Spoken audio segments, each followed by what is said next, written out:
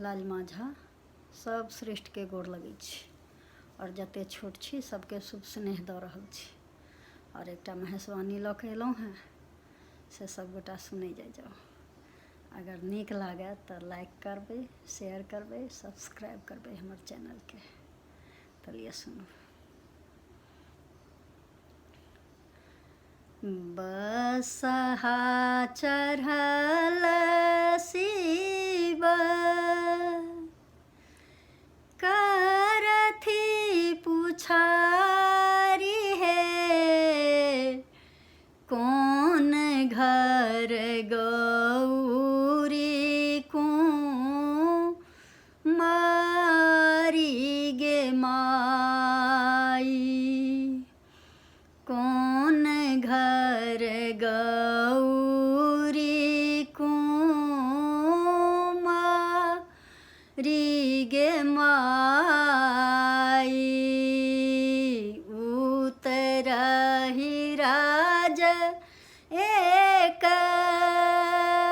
बसथी है मंतरी सी, तिनके घर गौरी कुमारी गे माई, तिनके घर गौरी कुमारी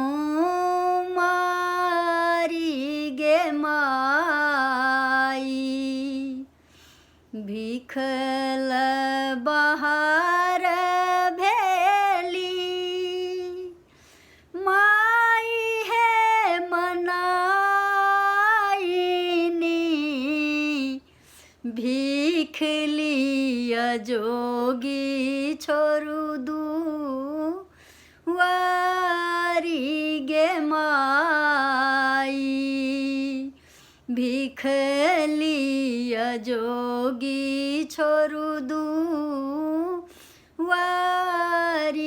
गे माई, भिखियो ने लै छै जोगिया मुखहु ने बोलै,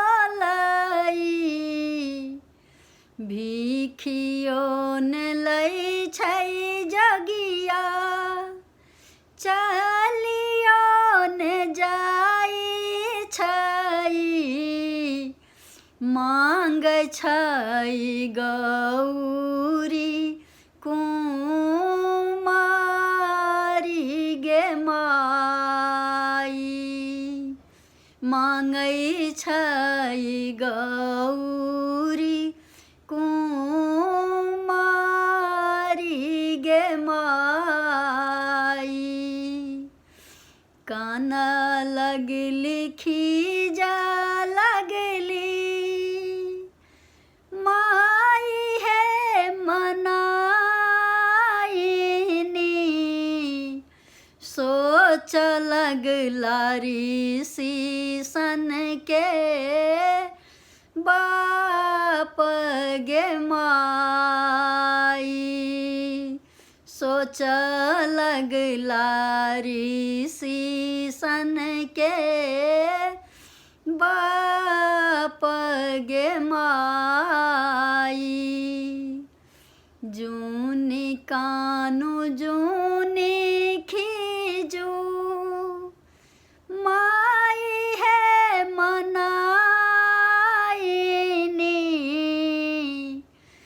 जूनी सोचियो ऋषि सन के बाप गे माई, जूनी सोचू ऋषि सन के बाप गे माई, हमरो करम माये यह बर लिखल,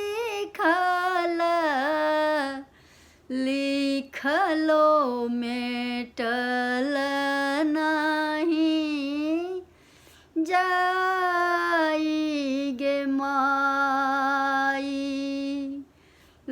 लिखलो मेटल नहीं जाई गे माई। एहन सुदीन दीन कहाँ मैं न पाएब। शुभ शुभ करू कन्या दान गे माई।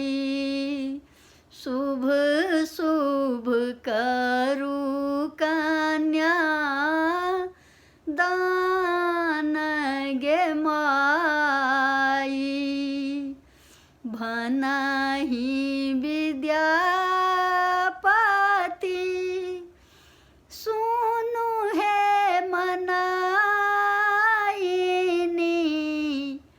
यह थी का त्रिभुवन नाथ गे माई।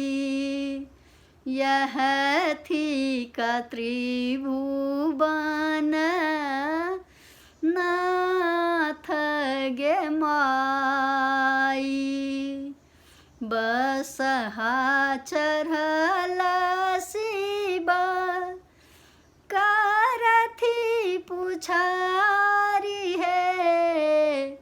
कौन घर गौरी दाई को मारी गे माई। कौन घर गौरी छथी को मारी गे माई। धन्यवाद।